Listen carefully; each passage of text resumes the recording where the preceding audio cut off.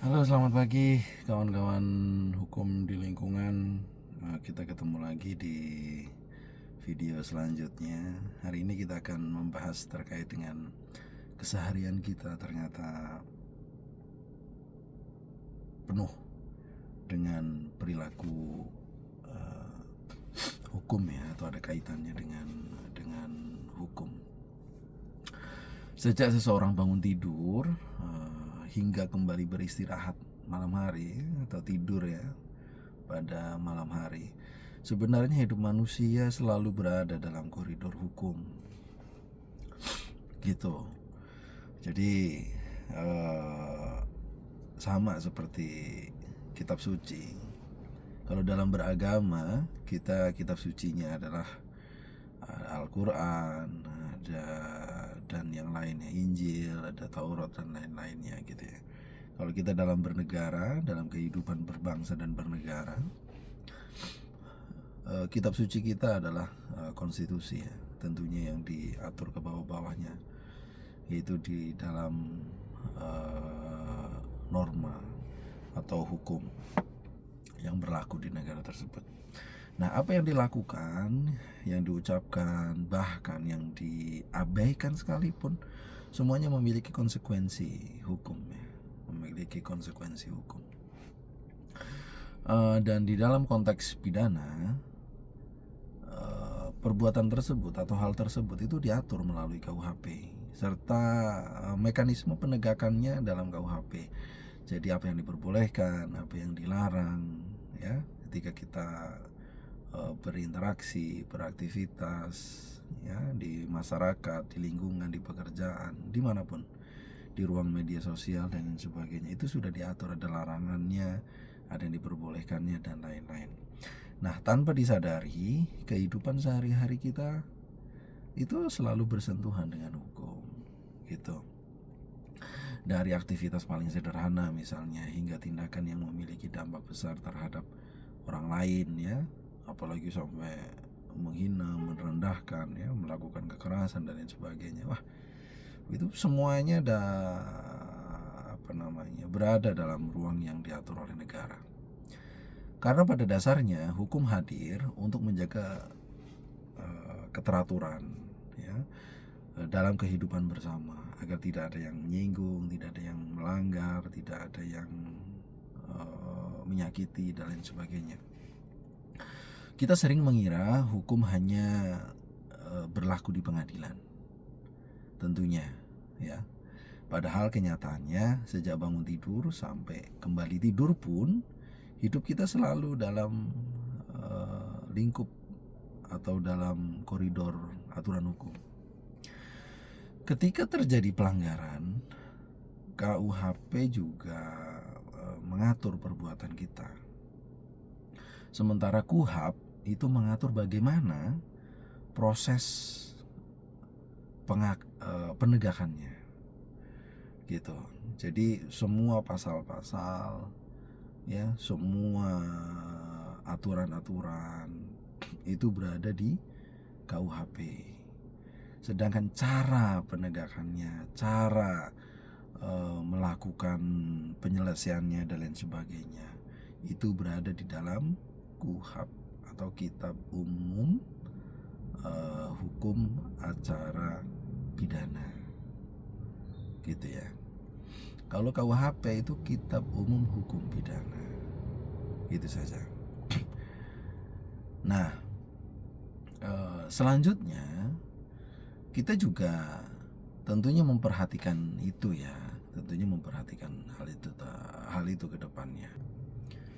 Nah, kita lanjut ya.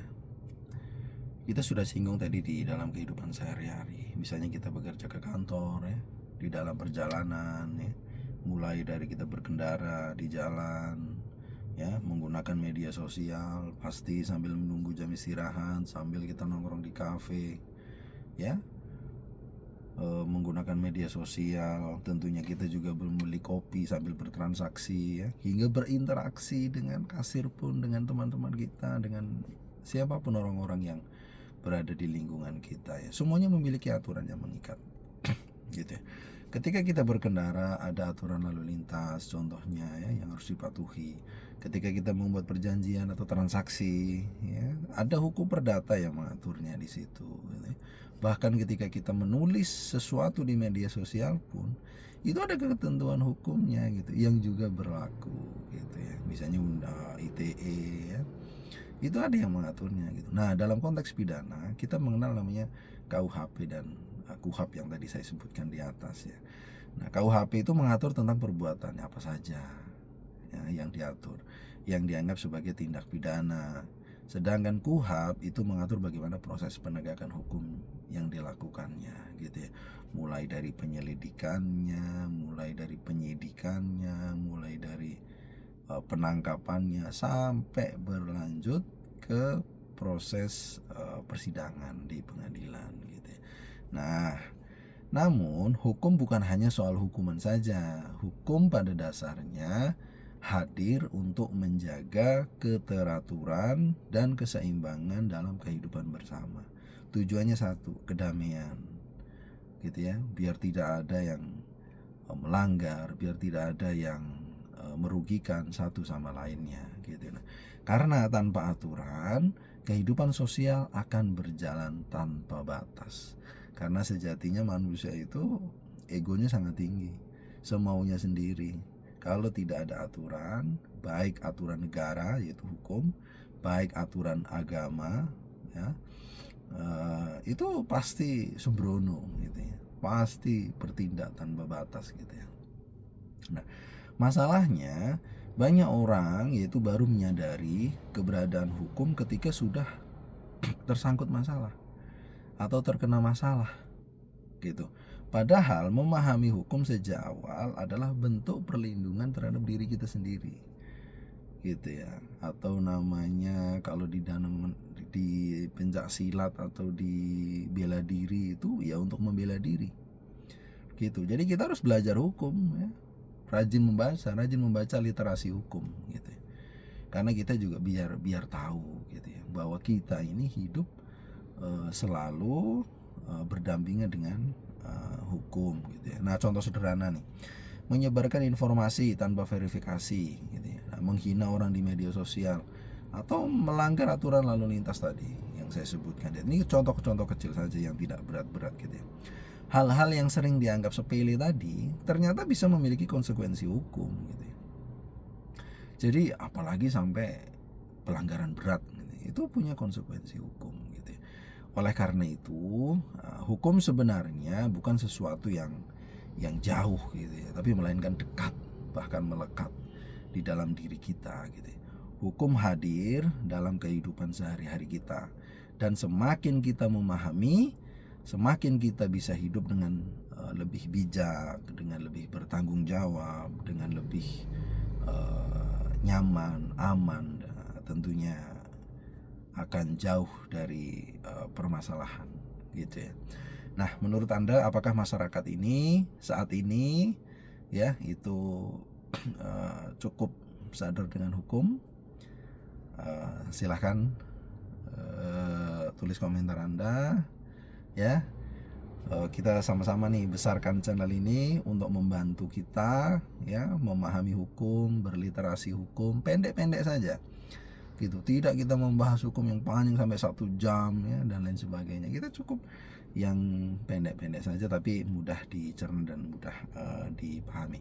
Silahkan tulis pendapat Anda ya. Terima kasih sudah menonton channel Hukum di Lapangan. Ya, kata-kata terakhir, karena hukum bukan hanya tentang aturan ya, tapi juga tentang bagaimana kita memahaminya dalam kehidupan nyata. Selamat pagi, selamat beraktivitas. Jangan lupa subscribe ya, share ke kawan-kawan ya agar memahami hukum yang singkat-singkat secara sederhana tapi bisa bermanfaat bagi semuanya. Jangan lupa like juga ya apabila merasa bermanfaat buat Anda. Terima kasih. Assalamualaikum warahmatullahi wabarakatuh.